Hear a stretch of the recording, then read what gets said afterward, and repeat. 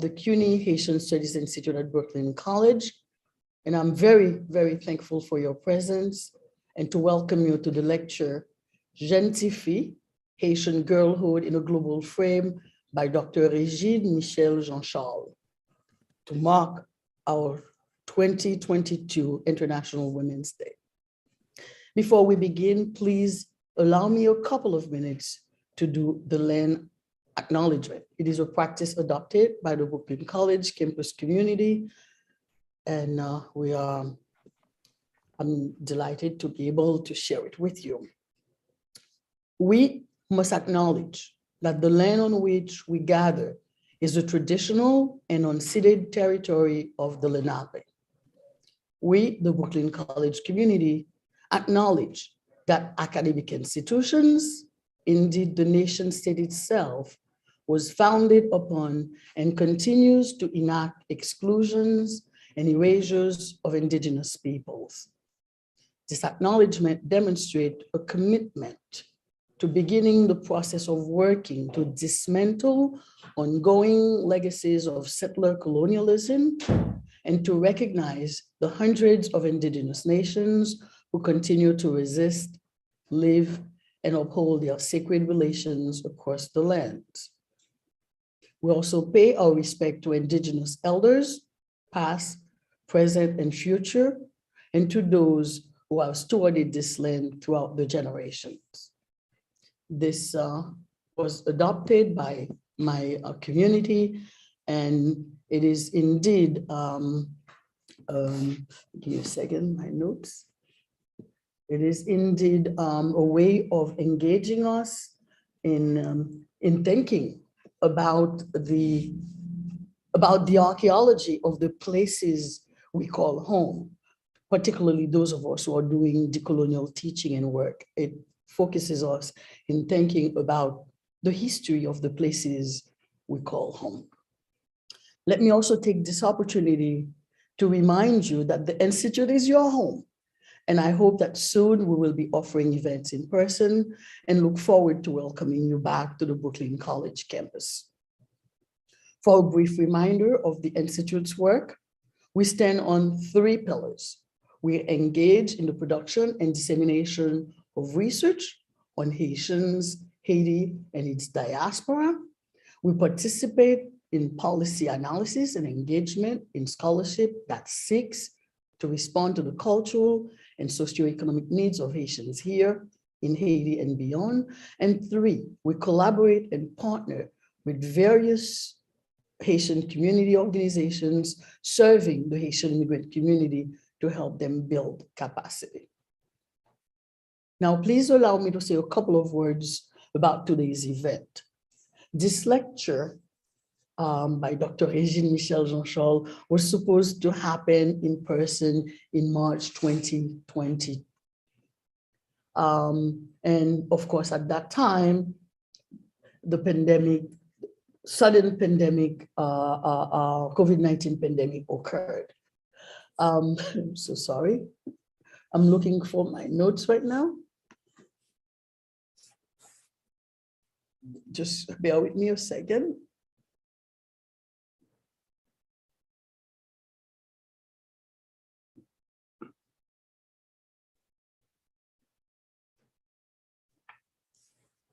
Thank you. Well, as I was saying, we were preparing this lecture in March 2020 when the sudden outbreak of the COVID-19 pandemic forced all of us to rethink life.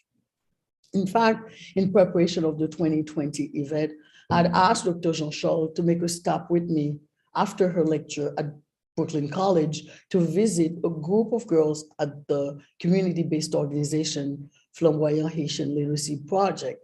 And the girls, Nancy Adolphe, the executive director, Danielle Benoit, and I were excited and looking forward to the visit of Dr. Jean-Charles, and then the world stopped.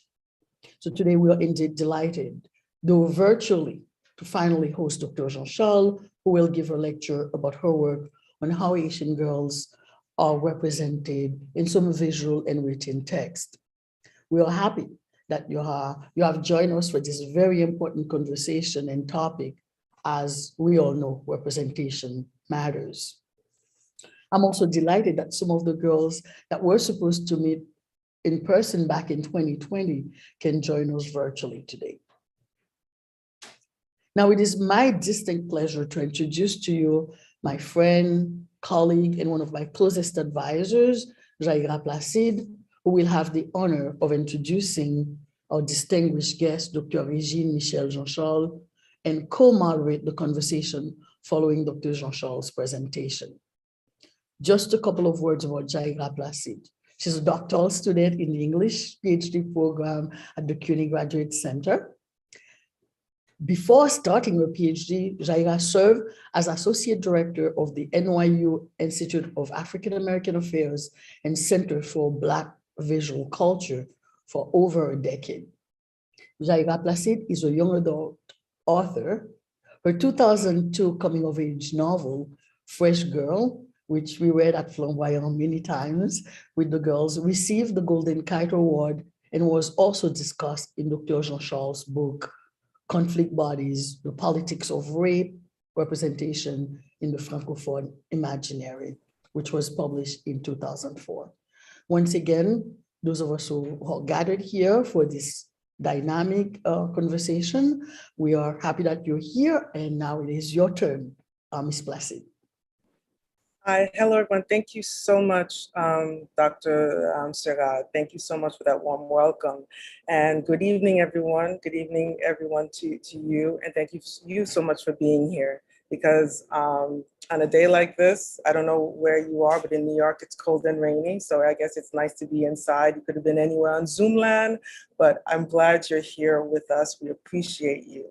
So as Dr. Serra was saying, this talk was supposed to take place 2 years ago in 2020, and I was someone who was looking forward to eagerly attend, and then COVID hit. So I'm very, very happy and pleased that it's finally happening, and I get to co-moderate. So yay for me, and yay for us for having her, for having Dr. Jean-Charles here. So the evening is going to go pretty much like this. Dr. Jean-Charles will give her presentation, and then we'll open it up to the Q&A and to, well, we're going to moderate. Dr. Serra and I will moderate right afterwards, ask Dr. Jean-Charles a few questions, and then we'll open it up to the audience. And I just want to give a little bit about what the program will entail today, and then read a very brief bio of Dr. Jean-Charles. So tonight's program is called Haitian Girlhood, where Dr. Jean-Charles' work will bring in a multidisciplinary lens to the subject of Black girlhood, specifically how Haitian girls are represented in film, photography, and fiction. By analyzing literary and visual texts and centering their experiences, Haitian girls' voices are amplified and their subjectivities complicated. Dr. Jean-Charles will also examine how Haitian girls are invisibilized while simultaneously focusing on how Haitian girls see themselves. So that's it in a nutshell about what the wonderful things that we'll be hearing, seeing, experiencing from Dr. Jean-Charles. And now just some quick biographical notes on our esteemed guest. About Dr. Régine Michelle Jean-Charles. Dr. Régine Michelle Jean-Charles is Director of Africana Studies, Dean's Professor of Cultural and Social Justice, and Professor of Africana Studies and Women's and Gender and Sexuality at Northeastern University. Dr. Jean-Charles is a Black feminist, literary scholar, and cultural critic who works at the intersection of race, gender, and justice. Her scholarship and teaching in Africana Studies includes expertise on Black, France, Sub-Saharan Africa, Caribbean literature, Haiti, and the diaspora. She is the author of Conflict Bodies, The Politics of Rape Representation in the Francophone Imaginary, published by Ohio State University in 2014, as well as A Trumpet of Consciousness for the 21st Century, King's Call to Justice, which was published by Orbis Press in 2012. And her forthcoming book, which we published this fall, 2020, look out for it, is called Looking for Other Worlds, Black Feminism, Literary Ethics, and Haitian Fiction. Dr. Jean-Charles is also a regular contributor to media outlets like the Boston Globe, Ms. Magazine, WGBH, American Magazine, and Cognoscenti, if I'm pronouncing that right, where she has weighed in on topics including #MeToo, higher education, and issues affecting the Haitian diaspora. It is our sincere honor to present again Dr. Régine Michelle Jean-Charles. Dr. Jean-Charles, the screen is yours. Thank you. Thank you. Thank you so, so much. It is such a pleasure to be here, especially after 2 years of trying to be together. Merci en pile, Dr. Serra. Merci en pile, Jaira. I'm honored to share space with all of you all this evening. I want to thank you, Jaira, for the introduction, and also to Dr. Lili for just both of you actually to your inspiration over the years, but for Dr. Lili for your leadership of the Haitian Institute, which means so much to me to see a woman like you at the helm of it. All right, let me share my slides. Oh wait, share screen.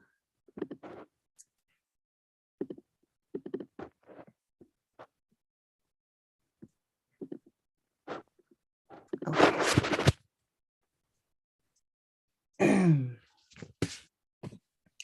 I am not sure when exactly this research began. I know that its origins are multiple. These origins are personal and political, familiar and familial, proximate and distant, scholarly, academic, and cultural. These origins are prompted by encounters, an encounter with a person, with a photograph, a phrase, an image, a word, an author, or a character, a Haitian girl. The names of the girls gather in my mind: Tiden, Faila, Claire, Limier-Lamin, Faustin, Lisette, Lucette. Together they make up not an origin story, but a rich tapestry of diverse lived experience.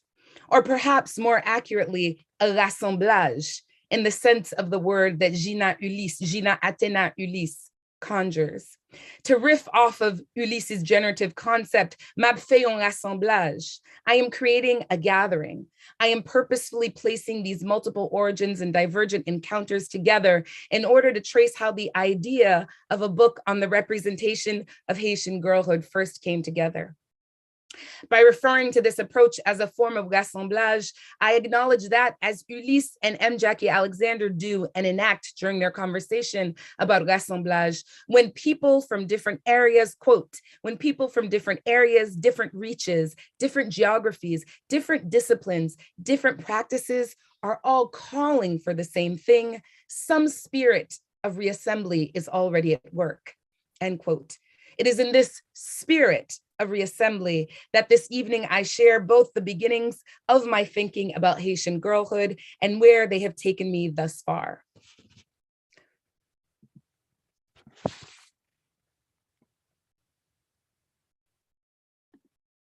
One, Tiden. Less than 1 year old. She is probably about 6 or 8 months. She sits with her precious baby heels touching and soft thighs in a butterfly position. She's dressed in a smooth white outfit with delicate bows at the top of her scalloped neck. Today we might call what she wears a romper, but that was certainly not the term in 1945 Port-au-Prince, where she was born. She had almost no hair, but somehow they, my grandmother, my aunt who raised her, they managed to situate a generous bow on top of her head. A long necklace with what can only be a pendant featuring a Catholic saint dangles from her neck. She has 2 tiny little teeth. She is smiling, but to me, her eyes always looked sad. They also look far away, as though looking far away. Tiden was her nickname. Marie-Denise, her full name, although the disruption of migration severed the first part of her name so that by her 20s, she was only known as Denise, but Tiden remained her nickname.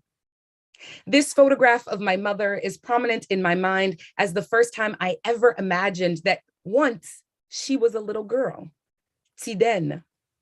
As a child, I could not fathom that she had been so small, although now as an adult looking at my mother, who is a great grandmother, I see her as smaller. In some ways, she is the first Haitian girl in my memory. She is a girl I never knew. Even now, my mother guards her childhood memories fiercely. That even she agreed to let me use this photograph is a small miracle. Although my mother rarely shares details about growing up as a Haitian girl in the 1940s, her mother, my grandmother Ursula, growing up in the 1920s, regaled me with tales about what it was like for her, the youngest of 4 daughters, being raised in Jacmel. Chief among her favorite stories was what she called the most beautiful day of the year, Fête du Drapeau, when the girls dressed in red and the boys in blue paraded through the streets. Despite my grandmother indulging my curiosity about her girlhood, it is the absence of my mother that haunts me.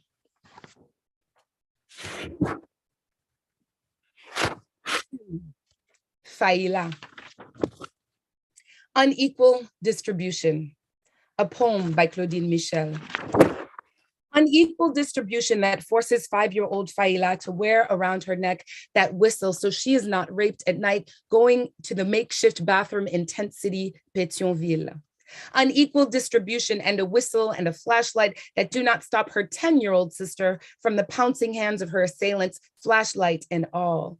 Unequal distribution of food, water, energy, shelter, different lives, different destinies, 2 nations in one before the quake and after the earth cracked open, 2 nations in one. Unequal distribution caused by unequal exchanges with imperialist powers that fleece Haiti for 400 years. Unequal distribution by neoliberal policies and organizations that took more than they gave, 2 nations in one. Unequal distribution from succeeding irresponsible governments that never represented the people. Unequal distribution by corrupt civil servants who dominated and betrayed those they were in charge of educating and protecting, 2 nations in one. Unequal distribution then and now in a country stratified as moun en haut, moun en bas, moun la ville, moun en dehors, moun ki pa moun.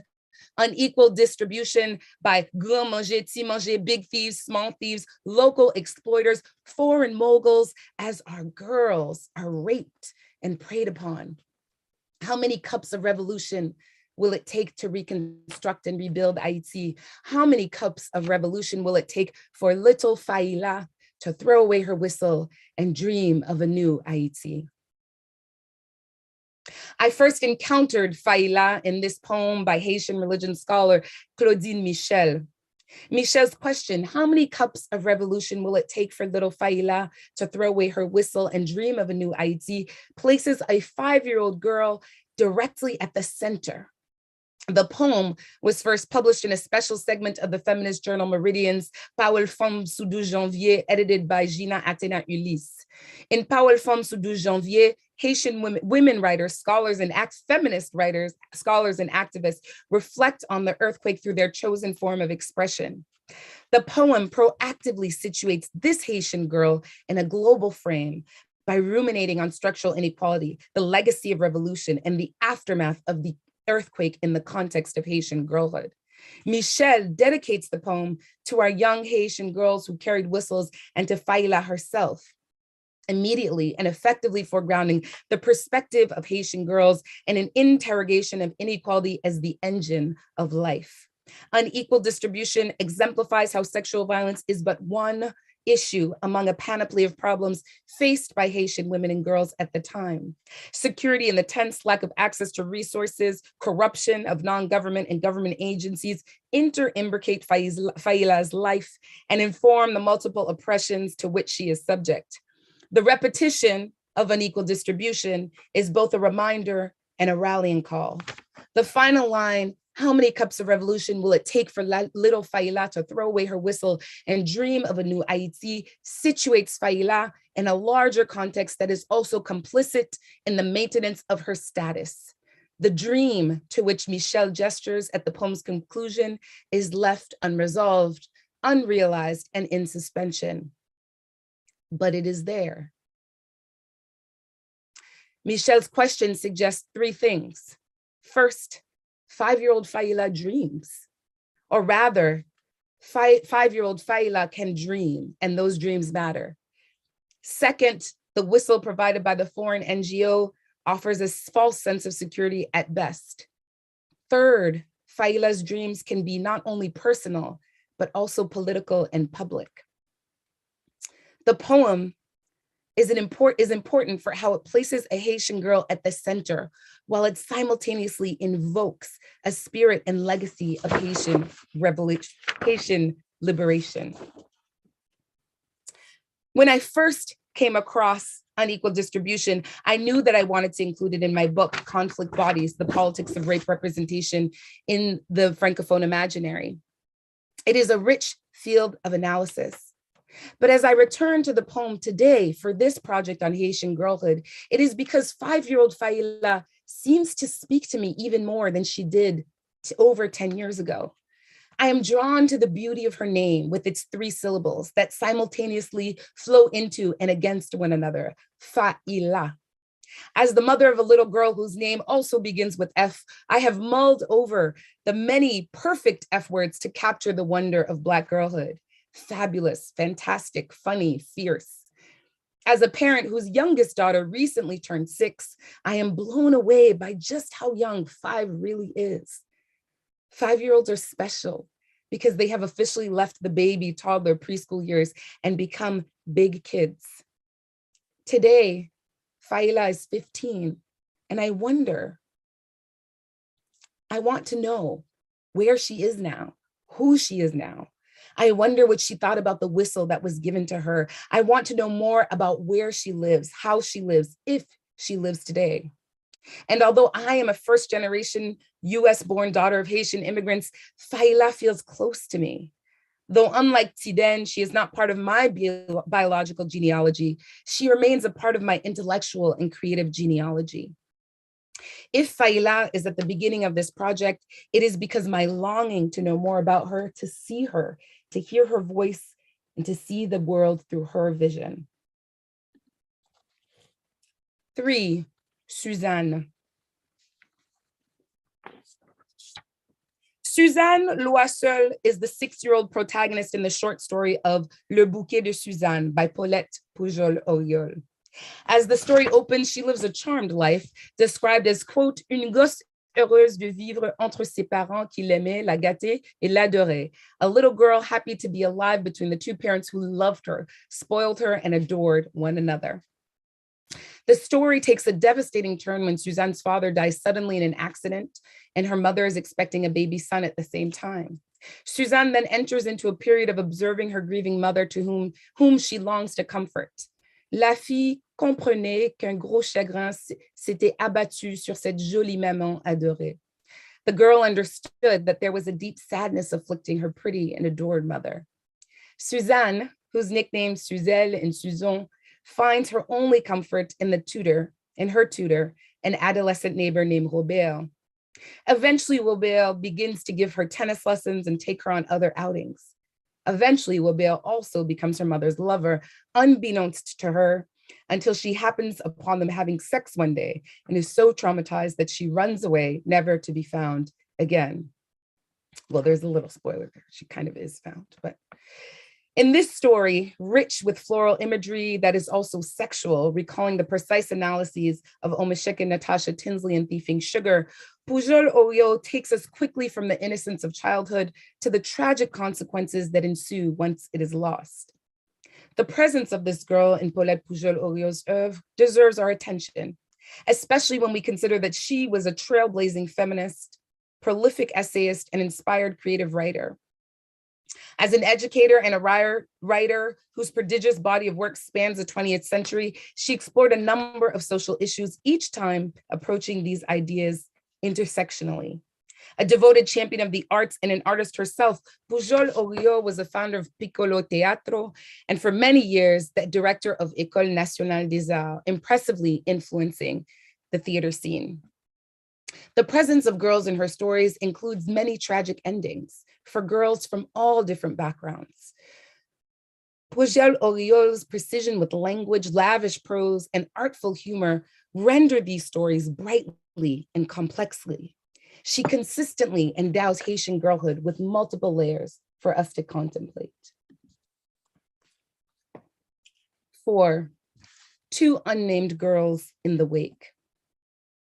I did not expect to encounter 2 unnamed girls when I began reading Christina Sharp's groundbreaking and field-shifting book, In the Wake, on Blackness and Being. In it, there are 2 photographs of Haitian girls that figure prominently in how she theorizes the wake. The first is taken from the archives of photographs of disaster in the aftermath of the 2010 earthquake. The second, a 1992 photograph of a girl in the throes of a refugee crisis. On the one hand, as Sharp describes the first girl, she is alive. This is the girl on the left. Quote, the girl's face is clear. It's what's in focus. She is alive. Her eyes are open, end quote. Yet though very much alive, the transparent tape on her forehead with SHIP written on it marks her. Although she is alive, to be branded with SHIP makes her metaphorically dead. But in the context at hand, the earthquake that devastated Léogâne and surrounding areas, to be alive is also to exist in the context of death. The SHIP, as we learn in the first chapter, precedes death. By choosing to focus on her eyes and ask questions that hold her gaze, Sharp emphasizes the living. But despite Sharp's attentive readings, the caption of each photograph is what caught my attention. Each one indexes Haitian life according to the familiarly reductive tropes of struggle and suffering. The first, Haiti's struggles for aid and survival after earthquake, reads the image. Haitian boat people is the only descriptor of the second. Taken together, these images offer a provocative point of departure for a discussion about the iconography of Haitian suffering and how girlhood figures therein. How are Haitian girls made visible outside of their suffering? What does it look like to center them? How can we interrogate Sharp's use of these photographs and situate their utility within a larger narrative about dispossession that is the very essence of the wake? As Sharp writes about the post-earthquake photo, quote, this little girl was at the beginning of the work and she occupies its center, end quote. Elsewhere, I have written that although she is at the center from a visual perspective, her subjectivity is never fully realized, nor are the possibilities of her freedom explored. In response to these images, I began another rassemblage. I was attempting to gather examples that center Haitian girls as alive, that center Haitian girls otherwise, and stand as both a counterpoint to the visual images that Sharp reads. Some of my early examples were the novels Rosalie l'Infâme, The Infamous Rosalie by Evelyne Trouillot, and Hold Tight, Don't Let Go by Laura Wagner, both of whom actively center Haitian girls. Adding the names of Lisette and Magdali to my rassemblage of Haitian girls, I noted how they see, how they moved, spoke, critiqued, and imagined. Both Trouillot and Wagner offer fuller pictures of how to see, account for, and center Haitian girls. Their protagonists, Lisette and Magdali, are driven by thoughts that inform their bold acts of imagination.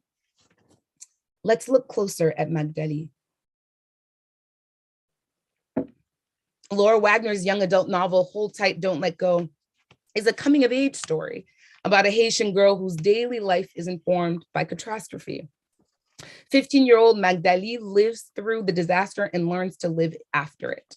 Early in the novel, Magdali questions the legitimacy of her testimony and whether she has the authority to speak and record her existence. Quote, I am only one witness of millions. It doesn't matter what I say. It doesn't change a thing. Writing becomes a metaphor for the act of self-discovery because at the end of the novel, we learn that she writes an alternative ending to her life, which she sets a decade after the earthquake. Magdali's ability to imagine a new ending for herself is an important act of creative authority and authorial authority. Magdali makes astute observations about the world around her, noting the injustice, inequity, hypocrisy of others in social dynamics. These observations are a sign that she is alive and provide a window into how she sees the world. Especially given her recurring critiques of humanitarian workers and others involved in relief efforts, it becomes clear that Magdali is not just being seen, but that she sees. She sees the rubble. She sees and understands the social hierarchies of the camp. She sees and makes note of how she appears to those around her. She makes assessments about what she sees in a running commentary that is both insightful, humorous, and illuminating. At one point, she tries her hand at selling water on the side of the road, and a group of schoolgirls her age pass her. Quote, "They don't see me. My shins are skinny and gray with dust and dried mud, and the hem of my skirt is ragged. They can't see me, a street child, uneducated, dirty, and alone, as invisible as a ghost." That she goes from "they don't see me" to "they can't see me" demonstrates her awareness of a subtle nuance that speaks volumes about the class dynamics at play. At first, the girls simply fail to notice her, but then Magdali realizes that their privilege does not allow them to see her. This kind of invisibility is a reminder of how different locations of identity, such as class, influence who is seen and not seen. One of the most powerful examples of this tension between seeing and being seen centers the use of photography to display suffering after the disaster. In the scene that follows, Magdali is at a camp for internally displaced people where she must live when a white man comes to photograph her. Quote, "I am washing clothes when the blanc comes to take my photo. It doesn't surprise me. Foreigners take a lot of photos and sometimes Haitians do too. Of the rows of empty toilets and of people collecting water. They take photos of children, sometimes the clean ones with neat hair, but more often the dirty ones with no pants. They take photos of amputees like Noemi, who lives on the other side of the camp, not realizing that she didn't lose her leg in the earthquake, but in a traffic accident years ago. They take a lot of photos of rubble and tents and houses made of tarps. The photojournalist takes my picture, skirt tucked, hands soapy and wrinkled. Sweat turning to salt rings my blouse. Click, click, click." End quote.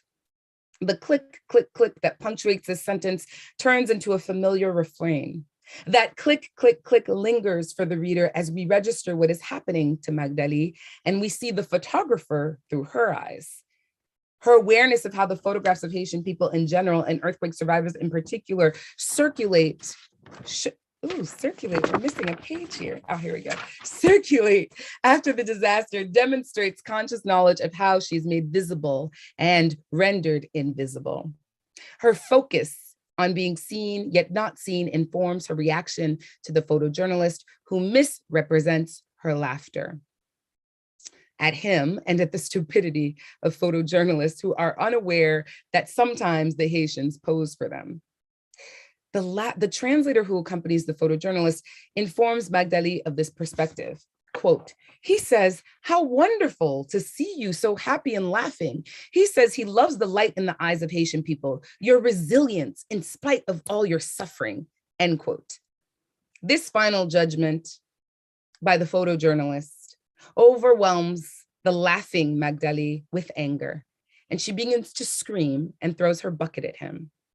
For the photojournalists who capture Haiti through their lenses in the aftermath of the earthquake, the people in their photographs are nameless and faceless, just like the girls that we see here. Still, Magdali holds on to the possibility of imagining a different world for herself. Toward the end of the novel, she describes this impulse, quote, "I just need a chance to gather up my wishes, to write my own ending, in which everything is the way it's supposed to be." The desire conveys the wishes and dreams that she has for herself and refuses to let go of despite the circumstances. 4, Saga, L'homme sur les quais. This is 5, actually. It is Saga's eyes from L'homme sur les quais that I recall most when I consider this film. Her eyes are deep, large. Her eyes invite us to see the world around her through her gaze. One of the first scenes of Peck's canonical film features a little girl, Saga, whose play is interrupted. 8-year-old Saga plays quietly in her grandmother's attic until the violence of Duvalier dictatorship disrupts her entire childhood. In the attic, a hidden space where she can play in the shadows, away from the hubbub of the main parts of the home and away from the horrors of Dr. François Duvalier's unrelenting reign, she finds temporary refuge. She finds refuge until that space is penetrated by political violence. This happens at the point when she looks out into the neighboring yard and sees her policeman father waving at her to warn her away as he tries to deter the Makut from beating her godfather, Sogel. Sogel is brutally and irrevocably injured, as is Saga's father. After little Saga witnesses her godfather beaten by this Tonto Makut, her relationship to play is forever altered. As the film continues, we witness how play becomes a way for Sarah to exorcise those demons that haunt her in the aftermath. She emblematizes how visual artists and cultural workers deploy the image of Haitian girls at play to confront what it means to be a child growing up in a fraught political context. But still, hers is a girlhood interrupted, and I am gathering more. Sophie Keko. I first encountered Sophie Keko during my second year of college in a class about American women writers taught by Farah Jasmine Griffin. The year was 1997, only a few years after the novel had been published. Much has been written about Sophie Keko. Even Danticat revisited her creation of this protagonist by writing her a personal letter that appears in the second publication of the book 25 years later. Quote, I write this to you now, Sophie, because your secrets, like me, have traveled far from this place. Your experiences in the night, your grandmother's obsessions, your mother's tests have taken on a larger meaning, and your body is now being asked to represent a larger space than your flesh. You are being asked, I have been told, to represent every girl child, every woman from this land that you and I love so much.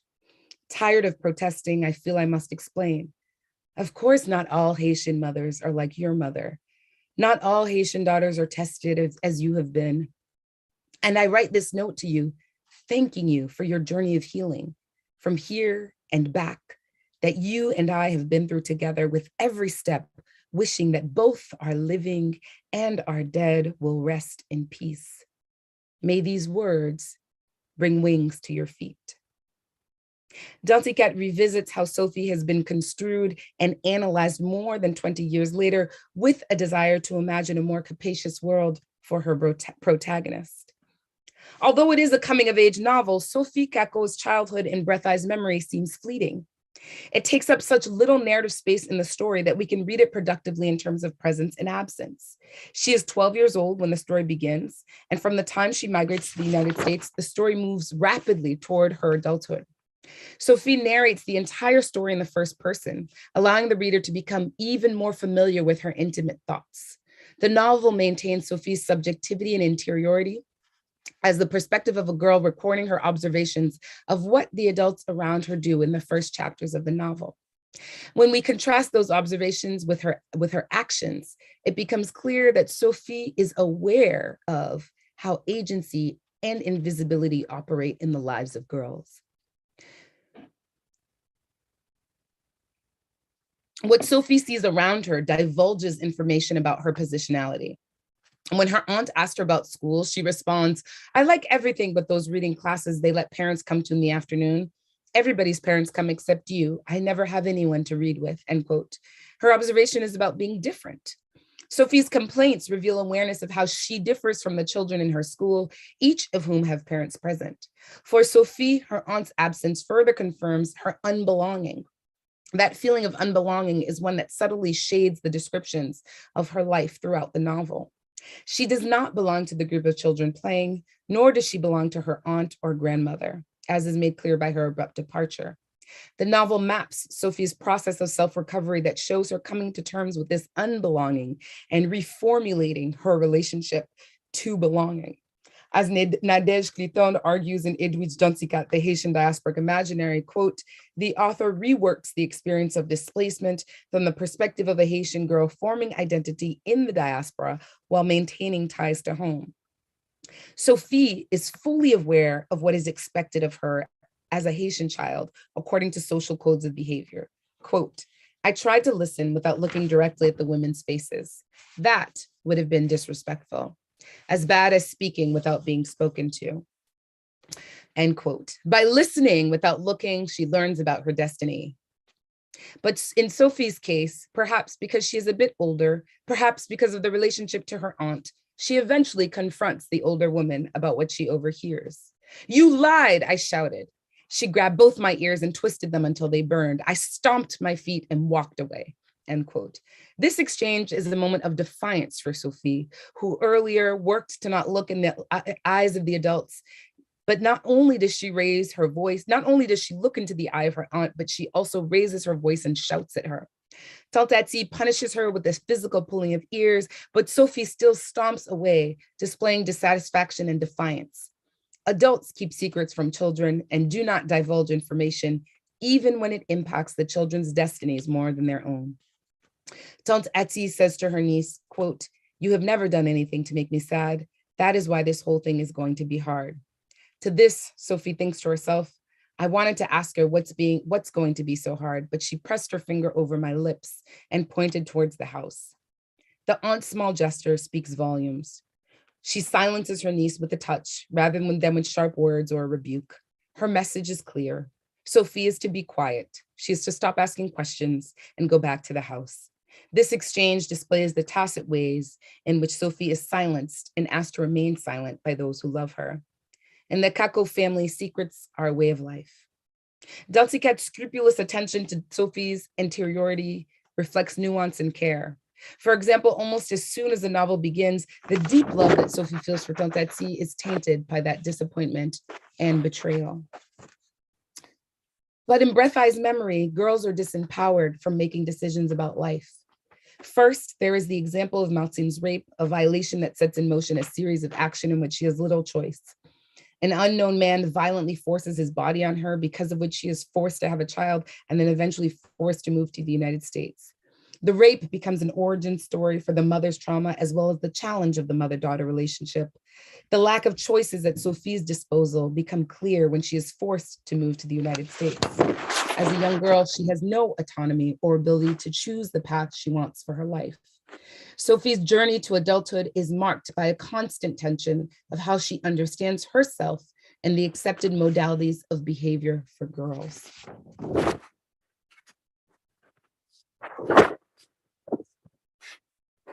Six. The film Tizen begins and ends with water. It is a gushing, watery, oh, I forgot I have a little song here. Sorry, excuse me. I have a song that I want to play in this part for you. And I'm gonna try to play it.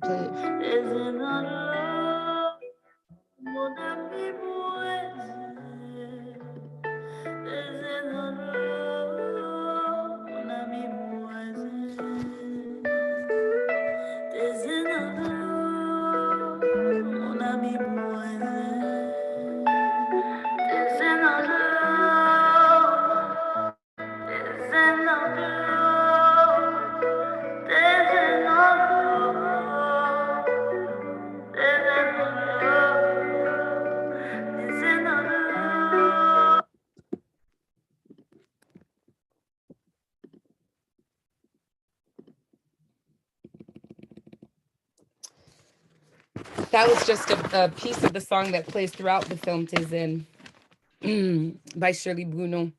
The film begins and ends with water. It is a gushing, watery film whose sounds and sights are filled with the Haitian landscape. In the end, the girl returns to the water. For her, the water represents possibility and escape. The girl, who is never named in the film, serves as a mirror to Tizen, the spirit, and her companion. Going out to draw water daily, our Haitian girl protagonist sings to the water spirit Tizen. Tizen, Tizen, zami moi. Tizen, Tizen, zami moi. Tizen an de l'eau, zami moi. When Tizen speaks back to her, the girl, she does so in an intimate, loving, and curious voice. In the context of the Haitian Vodou imaginary, this is a sacred call of the water beckoning our protagonist. The water is her only friend. Or as Dion Brand puts it in the map of the door to no return, water is the first thing in her memory. It is also the last thing in her memory. By joining the spirit of the water, she continues into an afterlife away from the cloistered and insular present with her family, who does not understand the call of the water.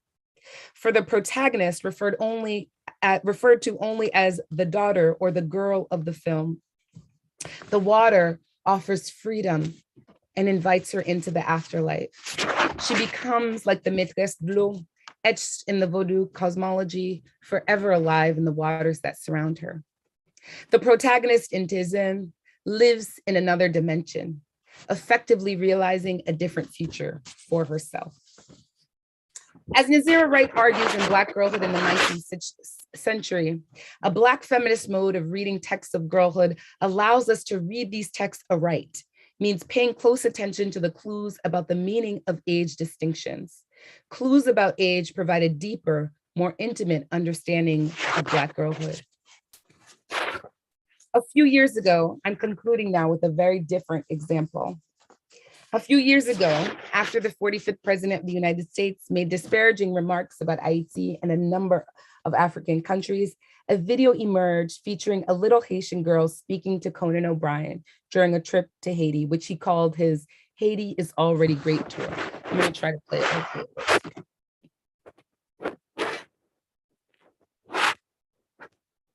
Limu! We got to help people customize and save. Feel like you're doing the work of 4 people? Monday.com work less. I visited the École Nouvelle Zone. Oh, crazy. And then a bunch of grown.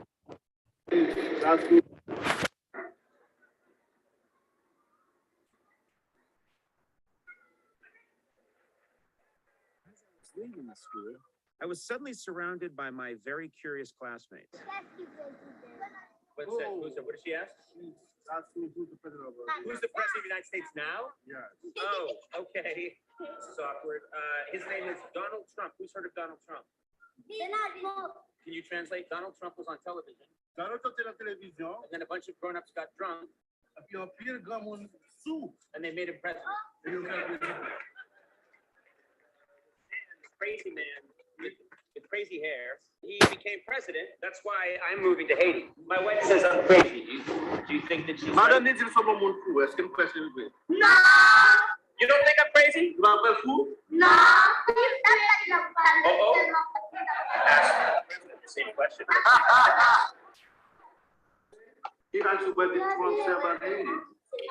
Trump, what did Trump say about Haiti?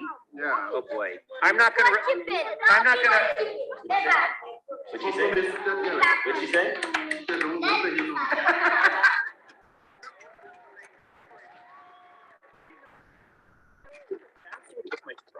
Aren't they? Look at that. That's if they've seen freckles before. Est-ce que nous sommes communiquer quando começar déjà? The freckles don't come off, by the way. They stay. Oui.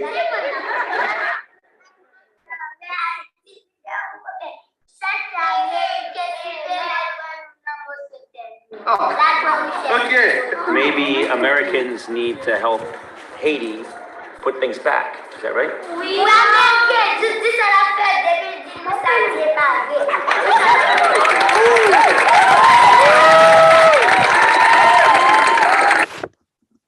Well, I was in Haiti. I visited. Okay. Can you hear me? Were you able to hear that? I can't see you, so it doesn't matter. Yes, you were able to hear that? Some of it, some of it. Okay, too bad. Well, I'll recap. Okay, so as Conan O'Brien leaves the school, he has a conversation with some children about the relationship between Haiti and the United States. One of the girls he speaks to emblematizes the kind of Haitian girlhood I'm interested in gathering. When O'Brien asked the children, maybe Americans need to help Haiti put things back together, right? The young girl replies, no, it's not true. We don't need the help of the US. They're just coming here to take our stuff. Hearing this girl, I could not help but think that she was the reincarnation of one of Shange's for color girls, for whom the rainbow is enough, who considers suicide with the rainbow is enough, excuse me, who announces defiantly, someone almost walked off with all of my stuff. Like that Black feminist courier poem, this character is aware that the stuff is hers and no one should be able to take it. O'Brien promised that he wouldn't take anything, but the girl is heard replying, he's not going to take us our stuff anymore, but he still owes us our land back. The girl's voice is loud and clear. She is not quiet. She is clearly confident and self-possessed. Her demeanor reveals a person who has not internalized narratives of loss and suffering. She is an average Haitian girl. Second, the analysis and insight that she brings to Haitian history and politics demonstrates a level of awareness that surpasses what one would expect from someone her age.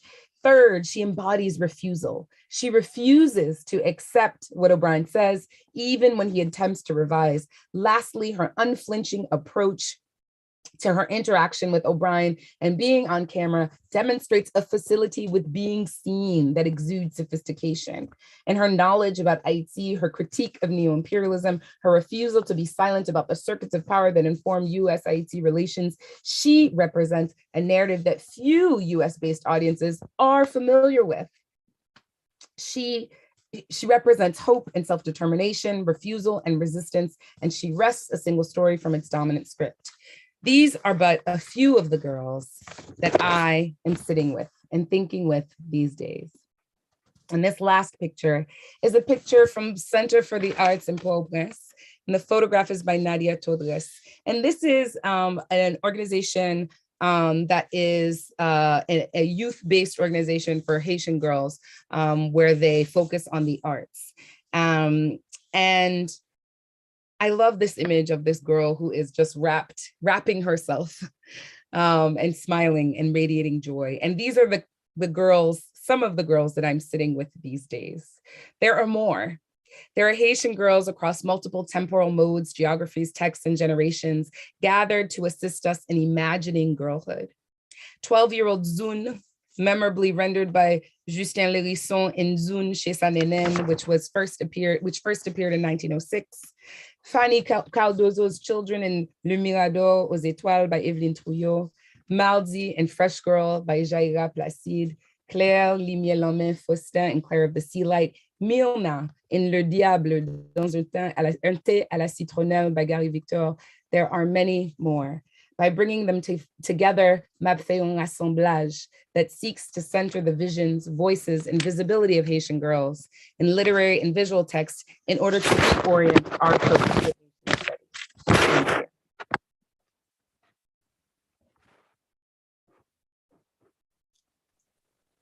Wow. Wow. Thank you so much. Thank you so much, Dr. Jean-Charles, for that really riveting and opening lecture. Your rassemblage, as you say, and what a rassemblage it was. Some words, I was listening and taking some notes, and some things popped out at me. You began with your mother, the silence, unequal distribution, perilous, cups of revolution, dreams matter. When you said reductive trope of struggle and catastrophe, but what we're sitting with today is pointing towards what you come to in your lecture, which is sitting outside of their suffering, that kind of girlhood. In other words, the alive, the water that was in Tizen. And I'm glad you ended with Conan O'Brien, not Conan O'Brien, but the little girl's response to Conan O'Brien. They're taking all our stuff, meaning that she's already very much aware of what is going on despite her age. And this brings me to one of the questions, naturally brings me to one of the questions that I wanted to talk with you about when looking at child narrative, especially Black girlhood, when we're re-examining certain connotations. There's a scholar that Dr. Serga shared with me recently, Carol Bailey, who talks about precocious labrish. And what she does with precocious labrish is she reclaims it. You know, it's not a negative thing. It's something that gets flipped on its head and girls are able to use it to not only express themselves. For example, the normally it would be the girl who talks out and responds in a way would be labeled bad. And then there's another girl who follows the societal norms would be labeled good. But precocious lavish can be something that we see in a lot of these stories as well. So it's not just about these stories of getting to the other side. It is there, it definitely is there. But at the end of the day, and there is a kind of subversiveness that is intact in that, a subversiveness that people don't normally see, but a subversive that is a positive, that's working for the girl, okay? So my question is there a way or space we can imagine this Black girlhood that is welcoming in all its ways and forms, that is affirmative and liberating? And what needs to happen for that wellness, for that openness to occur, for us to see these girls, to see their dreams, so they don't become invisible? That's good. I mean, I think, it's interesting that you asked that question, because I actually gave on Sunday, I gave a talk for a local community organization in celebration of International Women's Day. And my title was From Too Much to Enough. And it was a very kind of personal story about me as a child having been called too much. And then also trying to raise children who I allow to be all that they are, right? And don't allow, even when my mother says they're too much, I'm like, no, they're not too much. They're as they were meant to be, and it's okay. And it's certainly exhausting as a parent, but I think it's an important political act also, especially in a world that often tries to stuff Black girls, I think, from all over the world into boxes, right? And that tries to get them to kind of trim down or to dull their shine. And so I love this idea of the precocious lavish. I think what we need to do is actually allow, I would approach this the way that one would approach youth organizing, right? Is that if we center girls, whether these are Haitian girls, adolescent girls like the ones at the Center for the Arts in Haiti, or girls like the girls in the Flamboyant group, or girls like the Girlfriends program and A Long Walk Home, that if you center them in how they see themselves, and center their own kind of visions and desires from themselves and amplify those, I think that's the beginning of doing that work, right? That work of reimagining it. I think it's really interesting that so much of our field, of Haitian studies, there is very little about girlhood, right? If you think about it. And so I'm hoping by beginning this work that this is kind of opening the door to kind of prodding us to say, well, what if we do ask ourselves, what were girls doing during the Haitian Revolution? What were some of the things that were happening? What if we were to look through their eyes? I think that that's the first step towards that reimagination, but that it has to begin with them. And that's part of the reason why it was really important to me to end the talk with the voice of the girl. And I'm sorry that everyone couldn't see the video. I didn't share, I think, my screen properly, but hearing her voice, I think, is really important, right? Because, for me as a literary scholar and cultural critic, I'm not a sociologist, but I imagine if I were a sociologist, I would be doing this work by interviewing girls, right? By interviewing, doing the field work. But I'm really interested in seeing how in representations of Haitian girls, we kind of see, the words that I hold on to are like their visions, their voices, and how they're rendered visible in that. Thank you. Dr. Soya, did you have a question or? Yeah, indeed. I appreciate the precocious girl, the lavish girl who talked back about the way outsiders photograph and represents them. My question or my comment is going to be about representation, because I'm very leery about the way certain outsider represents us. As you said in your talk, I've heard over and over Haitians said, well, they'll take the dirtiest parts to show about Haiti. That's not the only Haiti. And one of the things that disturbed me post the last earthquake was a photograph published in an international well-known papers of one of the victims picking up food cooked food that had fallen to the floor and putting it in a container, and people around looking at him with these eyes, and you're wondering, why is he picking up the food from the floor to put it in the container? Why has the photographer, the photojournalist, the writer, and the editor decide to use that picture to illustrate the victims? And how, my question is really about representation. What are some of the cautionary,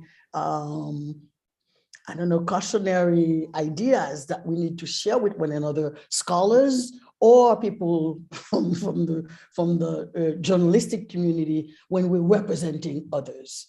When we're representing others. Yeah, there's actually a really good, in my teaching, I teach a class called Haitian Studies 101, and there's a really great article that someone wrote. So do you remember Binyavanga Wainaina? He's a Kenyan journalist, may he rest in peace. He wrote a piece for Granta called How to Write About Africa.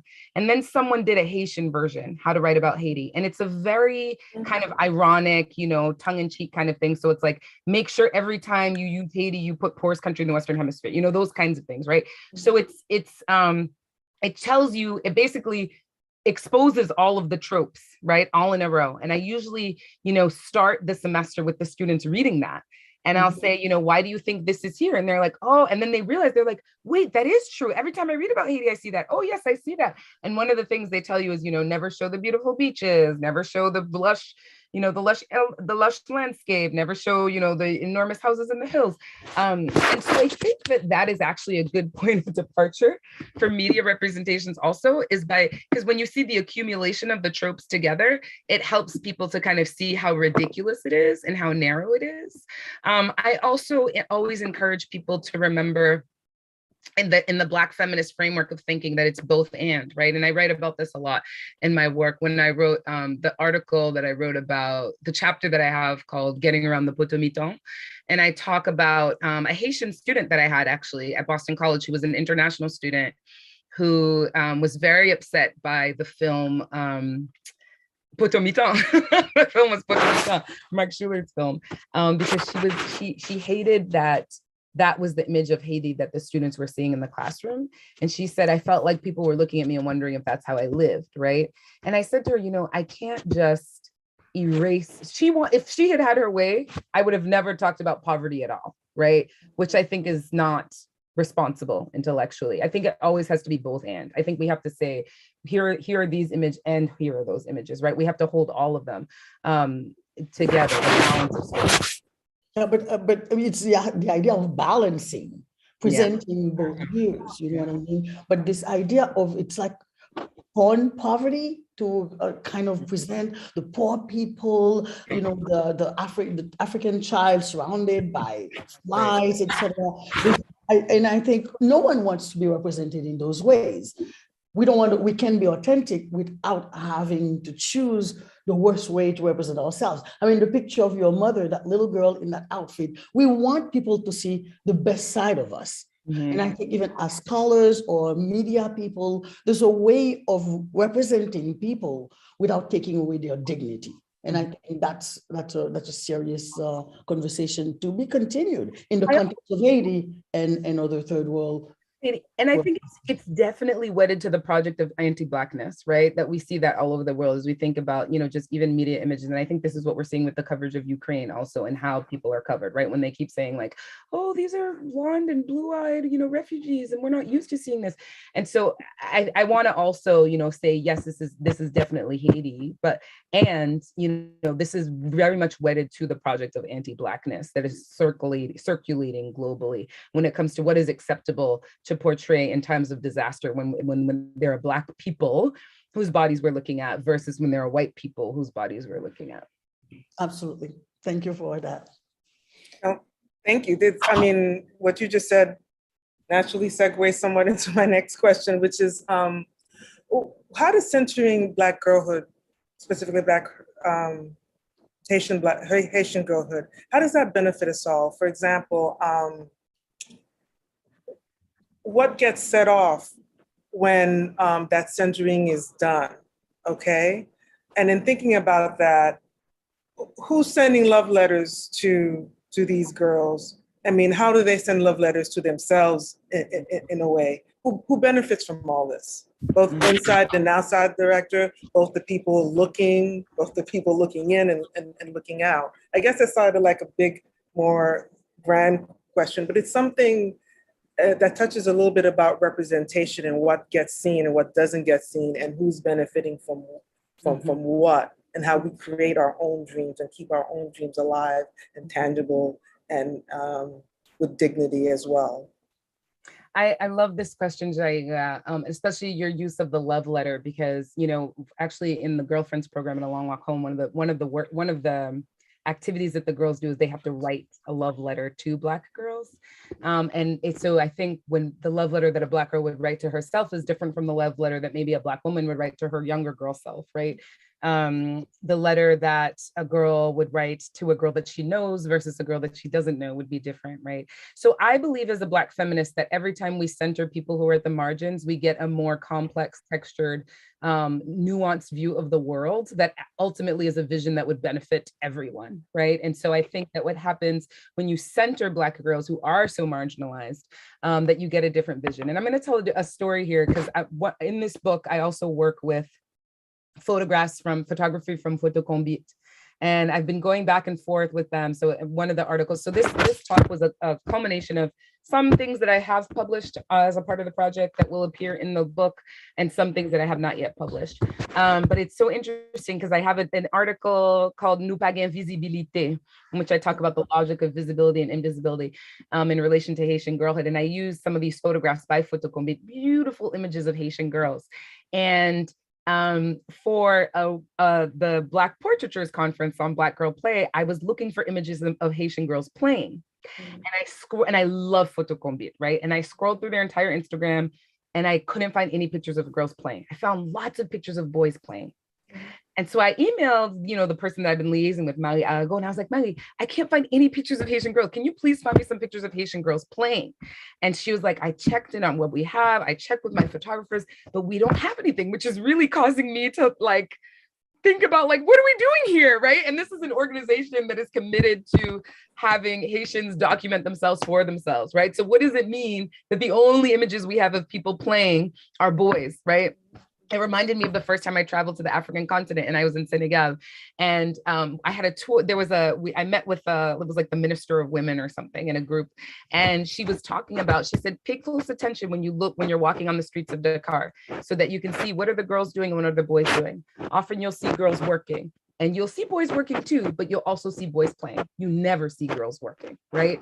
And I think similar things can be said about Haiti, right? About, walking through, I think about walking through in Gonaïves, where my grandmother's from, and going there. And that was the time, and because I had that woman told me that in 2002. So every time subsequently when I go to Haiti, I'm always looking, and I'm like, playing, it's the boys, it's the girls. So my point is that when you center the vision of Black girls or Haitian girls or whoever the girls are, I do think that there is a different vision that you will have. That also, it expands our vision of how multiple oppressions are operating and circulating. And it's telling us, what's getting left out and helping us to theorize more precisely and better. I also think girls are the future, right? And so I think that that's another thing. I'm really interested in the idea of futurity as it relates to theorizing Black girls and Haitian girls as well. And the fact that documenting ourselves creates our own archives, and we don't have to depend on other people's archives, which has all those negative, oppressive tropes, those single story tropes. So archiving is something I think we're very much interested in at the Haitian Studies Institute. One last question, and then we'll open it up for the audience question, is this question about labor. There's a lot of labor being done in girlhood, both physically and emotionally, not to mention the interiorness of girlhood, all the labor that has to be done on the inside, which your lecture talks about. So in doing all this extra added on labor at such a young age, I'm wondering when that appears in art, in literature, in music, and in all sorts of creative ways. I guess that kind of answered my own question, because the question was, what's going to make it unique? What is it about the Creole girlhood that makes it unique? You know, what are some specific things that can be considered when we're thinking about Haitian girls and girlhood? What should we come in thinking about? Yeah, I think you did answer your own question. I mean, Yeah, I I think, did. Sorry. I think the lyrics, it's funny. You know, there are all these Haitian women Facebook groups, right? Mm-hmm. And you know, putting the question one time, well, what's the first thing that comes to mind to you when you think about Haitian girlhood? And there were, again, a lot of people that were saying, growing up, I remember like having to work where my brothers played. I remember like having to look nice. You know, I remember the bows, the frilly things. But that's part of kind of what I'm trying to get at, is that I also want to say that there is no one way, right? There is a specificity, obviously. Part of what I really want to champion, probably because the counter image is so loud, is this idea of the multiplicity of experience, that there is no one way. And that's really something that I'm trying to work through. And even as I think about these examples, this is why I love, you know, the work of, when I think about Paulette, someone like that story, Le Bouquet de Suzanne, by Paulette Pujol-Oriol, you know, where she has this story about this very, you know, wealthy little girl, but then she also has stories like Lucette, which are about a girl who's a domestic. And so I think that literature actually helps us most, you know, get to that multiplicity the best. I'm a literature scholar. Yes, that's all I'll say about that. Great, thank you. So I will zip it and turn to, do we have any questions? Were we gonna put it in the chat, or how chat or Q&A? How we? I see none. I don't see anything in the chat, but I see a lot of people. Our a scholarly mother, Dr. Régine Michelle, is in the room. I'm so happy she's there. And lots of great comments. She's Dr. Michelle said, so moving, so inspiring, such a hopeful message about the future of our girls in Haiti. Aïe Bobo, chapeau, merci en pile. It brings me, Dr. Michelle and all of us there, to a conversation I've had with a student today about Haiti being a democratic project, and that I'm still hopeful, despite the fact that at the moment it is so chaotic, it is challenging, it is a volcanic political, social situation, but I remain hopeful. And if we lose hope, what about the girls over there, the boys there? I mean, and we all know we want Haiti to survive. We want the light in the eyes of Haiti to remain. And we want it to not just survive, but to thrive even. And you know, really, how hopeful I am indeed. Very hopeful. Who else? Dr. Kira Malika Daniels also made a comment. I think a question just arrived in the chat. Yeah, Adora Pierre Mondesir had a question. So while the question, she's going to type it in the chat, but while the question's okay. coming, I do want to give a shout out to my cousin Emmanuel Pascal Bachouchou Auguste, who is joining us from Haiti. Hi, Bachouchou, one of my favorite Haitian girls. she's a grown woman.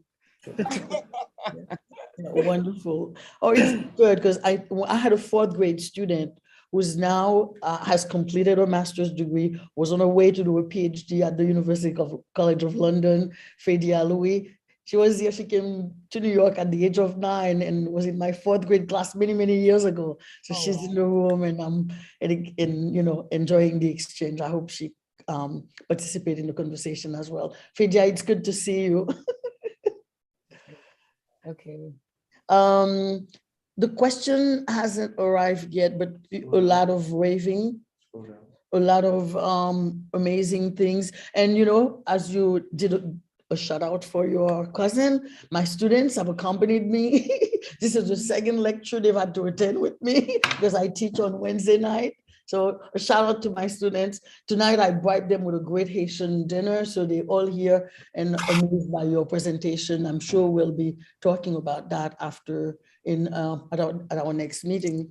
Jaira, any other? I don't see question. It was such. Yeah, because we were waiting for Pierre Modesier. Typing in the Oh, chat. she's typing. Oh, okay, no problem. Okay, I don't know. oh, there she goes. Oh, there she goes. Okay. So I'll just read it. I would like to thank Dr. Michelle so much for this beautiful presentation. I have been working in Haiti with girls for 2 years as an advocate, writing love letters from them to their sponsors. Okay. I guess that was more than a statement. Maybe more is coming.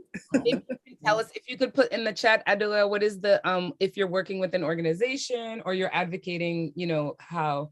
That's good. Thank you for that work. That's important work. I'm assuming from your name that you're Haitian also, and so it always really makes me happy to see us doing that work. And as we're waiting for questions to come in, Dr. Jean-Charles, you're gonna have to come visit with the girls at Flamboyant, please. Well, I have a question about how you work with the archives. What archives do you use for your work, to do your research? This is a good question. So, you know, again, I've been working primarily with literary contemporary, right? So the book that I just finished, it's the Black feminism and Haitian fiction. It's a contemporary book. And so I use a lot of contemporary sources, but some of the archives that I've been using, the photography archive I told you about, you know, with working with, and then there's also, you know, one thing, I kind of don't want to give this away, but there's a part Give it. Like it back, I know. There's a part of the book that I'm trying to figure out that I really want to add in that will require me to go to the UK and to France to go through some of the archives, specifically around the 19th century in the court of Henri Christophe. I haven't figured out exactly how I'm going to do it, but there's basically a story of a girl that I'm looking for, this lost girl. And so, but to be honest with you, you know, in the past 2 years, I haven't been able to get to the archives. That one is when I want to go to. You know, there's other places, obviously, when you're doing Haitian studies, like the Schoenberg is a good one as well. And then so many of these that are being digitized right now, right, that are in Haiti as well. So the library. And we're trying to build a serious archive at the HSI as well. That's one of our big projects. Yeah. So that when you're doing research on New York Haitian immigrants, you have to come by. So we are very excited about that. So we'll hopefully host you into our archives in the next couple of years. Okay. So we have one question from Gabrielle. What text that you have read that has been the most illuminating in your students? Studies. Oh, for my studies. Yes. Oh, I mean, you know, in your studies. Yeah, I think it's pretty obvious. I'm a big fan of Gina Ulysse. I find that all of her work, I mean, Haiti Needs New Narratives, but also some of these, you know, she has this essay, Papa, Patriarchy and Power. She has another essay about Haitian, what is it called? It's like something about shame and Haitian girlhood. That has been very illuminating. And I have to say, my beloved little sister and colleague, Kira Malika Daniels, her work is just absolutely illuminating for me as someone who is not a scholar of Vodou, and who she really, even, you know, this last book that I just wrote, she actually helped me a lot in one of the chapters that I have that's about the environment and an environmental ethic in Haitian feminist texts.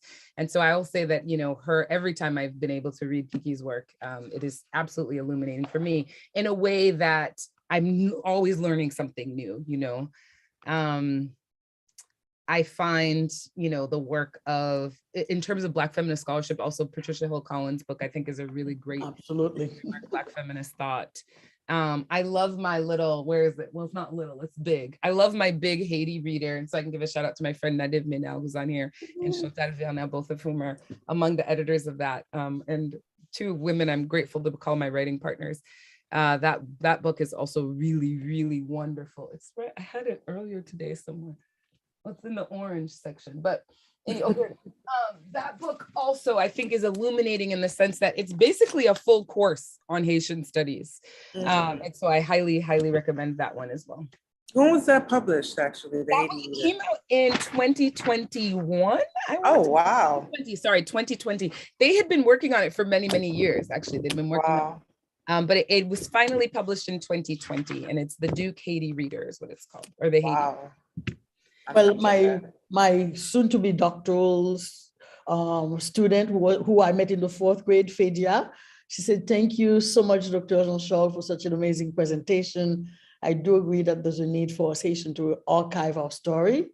I recently started to follow about 3 Instagram pages focusing on feminism in Haiti. I guess my question is, how do you see centering on Haitian girlhood correlates with maybe an uprising of more of a feminist voice within the Haitian culture? It absolutely correlates 100, 1,000%, especially when I think about these young women like Négresse Marron, people like Pascal Solage. In fact, my book that's coming out in 2022. So that book is technically, this book proceeds from that book in many ways, right? This book about Haitian girlhood. So that book is about Black feminism and Haitian fiction. And I focus on the work of Evelyne Trouillot, Yannick Laens, and Kathleen Mouse as the novels, but I also incorporate visual text. I also incorporate feminist activism. And in the coda of that book, I actually pay homage to those, to some of the uprising. What did you say you call them? You said the uprising of Haitian feminists in Haiti right now. And it's interesting because if you remember how I began this, when I talked about Faila, who is the subject of the poem that Régine Michelle wrote in Unequal Distribution, is in the last chapter of my first book.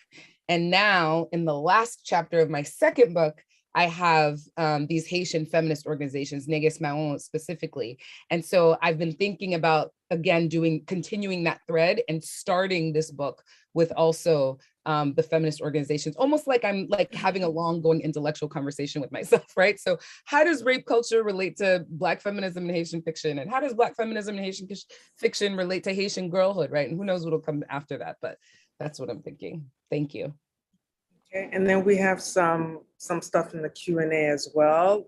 Margaret Alexandre just has a note saying, "Hello, Régine, I thank you for this presentation. Your work further supports my work with young girls in rural sections of Latibonite, giving them the opportunity for education and empowerment."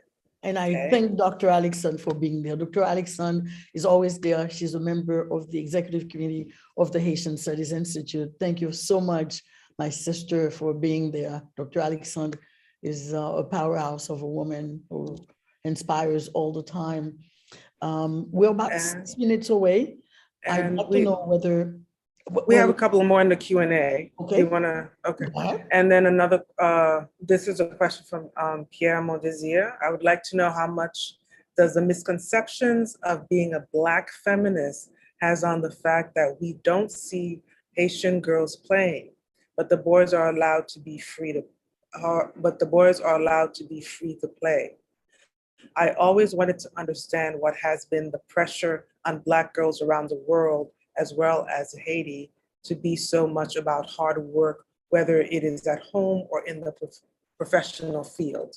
That's a great comment, question.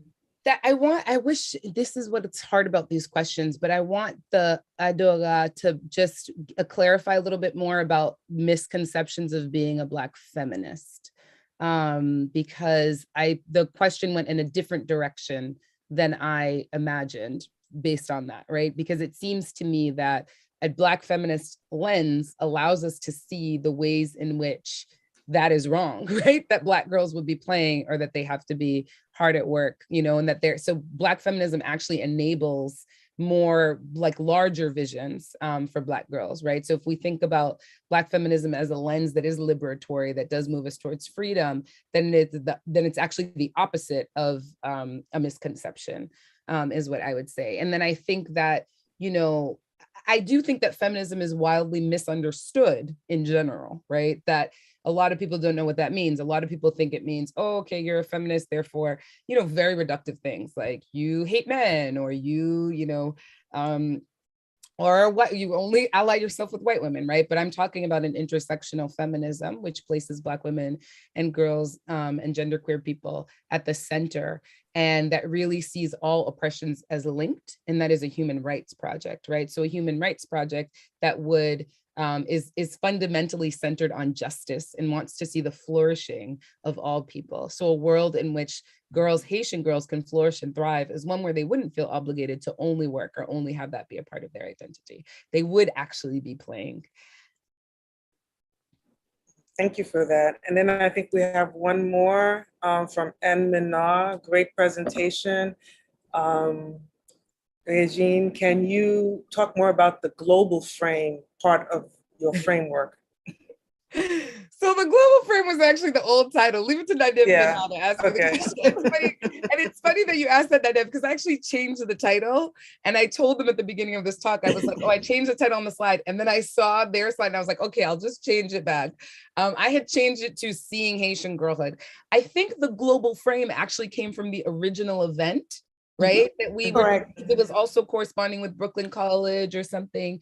And a film series and all of these things. Yeah. I think that's where that came from, Nadev. But I think that part of what, I think you know this already, Nadev, but part of what I'm really invested in and attracted to is the idea of thinking about Haiti, obviously, as like local and global, right? And related, and in the diaspora, in diaspora studies. Part of the argument that I make is that, we need to center also in our study of African diaspora studies, period, writ large, that Haiti should be playing an important place, right? Which means that we're also holding both the local and the global, not one at the expense of the other, but holding them obviously together. But you know what, I wanted to mention that the idea that both in Haiti and in the diaspora, Haitian girls are still at work and Haitian boys are still at play. And that's a very important topic for us to revisit. I think it remains so. I mean, I work with girls at the Flamboyant and it's always the same. My brother can watch TV, but I have to do the laundry. I have to go to the supermarket. I think we need to have ongoing conversations about these cultural practices or the way, these cultural ways of doing things that need to be reinvented, to be done otherwise. My God, it's 7:29. We have 1 minute. And in 1 minute, I cannot thank you enough. Thank you so much for visiting with us virtually. I'm looking forward to it in person very soon. I thank my co-moderator, my close advisor friend, Jaira, for doing this panel with us, and this great dynamic exchange that has occurred. Thank you so much. We at the HSI thank all those who attended, and we want you to mark your calendar. Mark it that low. April 22nd would have made Jacques-Stéphane Alexis 100 years old. So on April 22nd, Friday, virtually, we will have an event commemorating the 100th anniversary of Jacques-Stéphane Alexis. We hope all of you will return. We're going to have Marie-Josée Zengoud-Tayo. We're going to have Aslan Charles, Claudie Delnay, Jasmine Claude Narcisse, and many others. A rassemblage of thinkers, of important Haitian thinkers, literary thinkers, and we invite you to join us on April 22nd for this event that we are preparing. Dr. Régine Michelle Jean-Charles, chapeau bas, merci en pile, aïe bobo. Kay se pou, nap tan nou encore, n'importe le ou pare pour tout net. Merci. Thank you all who attended and see you soon. We can't wait to be in person again. And Jaira, my sister, my little sister, chapeau bas. Great job. Thank you. Thank you, everyone. Thank you for being here. Thank you. Take care. Bye, Régine.